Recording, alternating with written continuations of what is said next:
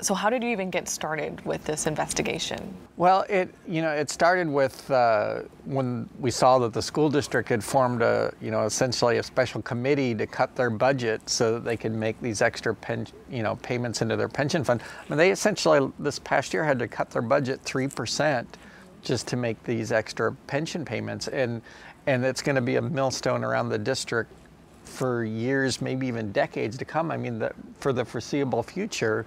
The payment, which was $19 million this past year, is just supposed to go up and up and up. My thought was to find out, why did this happen? Because the reason that was given was, it was blamed on the stock market. And that just didn't make sense because, we all have our 401ks. We know that when the Great Recession hit in 2008, yeah, our stock holdings they all plummeted in value.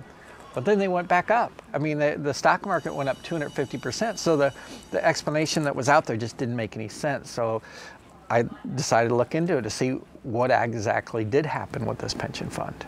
And what have you been able to find through your investigation? Well, what I found was there were a lot of mistakes that were made. They were investment mistakes. They were mistakes in the way they did things.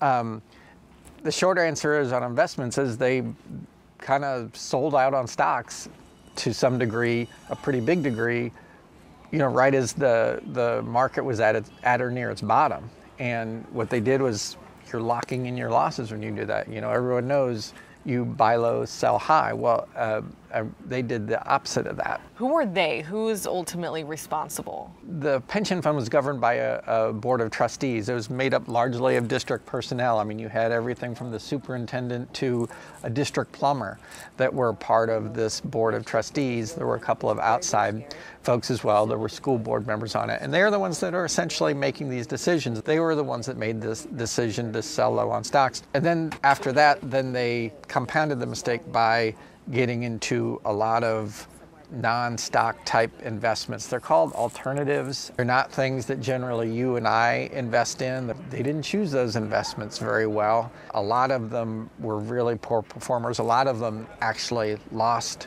money. And when you look at the process by which they chose the investments, from the best I can tell, there was no process. These investments were brought before the trustees by the executive director of the pension fund, and they voted for them, and they weren't given any other choices. It's not even clear how the executive director was finding these investments. He says he had the help of a consultant to find them.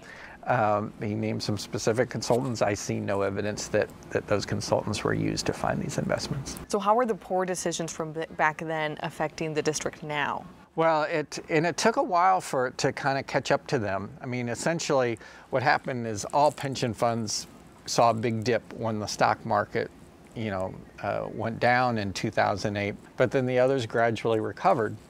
Well, OSERS didn't. In fact, it kind of slowly was going the other way. So it took a while for these decisions that were made in 2008, 2009, 2010 to catch up to them. And then when they did catch up, it was in about 2015, and it caught up with a vengeance. And now the school district is having to make these, to shore up the fund, is having to make these extra payments. And like I said, it was $19 million this year.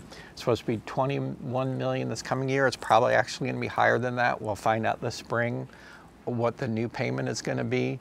And for the foreseeable future, they're going to have to continue to make these payments. And that's what the district is now going to have to try to figure out. How are we going to get through this without, harming the education of kids? I mean, we're talking about the school district that arguably has a higher hurdle than any other school district in the state. They educate more poor kids and at-risk kids than any school district in the state. And now they're being saddled with this big extra expense that's going to be just ongoing for a long time. What other options does the district have right now to try and fix this mess? The state kind of has shown that this is your problem, OPS. There was already an effort made to kind of combine. OPS is unique. It's the only school district in the state that has its own pension fund.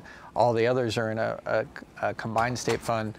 They tried to merge those systems 3 years ago, and the legislature wouldn't have anything of it. And they weren't willing to take on this deficit, which is, you know, approaching $800 million in this fund. So there aren't a lot of alternatives. The Cheryl Logan, the new superintendent, and OPS has formed a task force, and they're working through some of the things that can be done.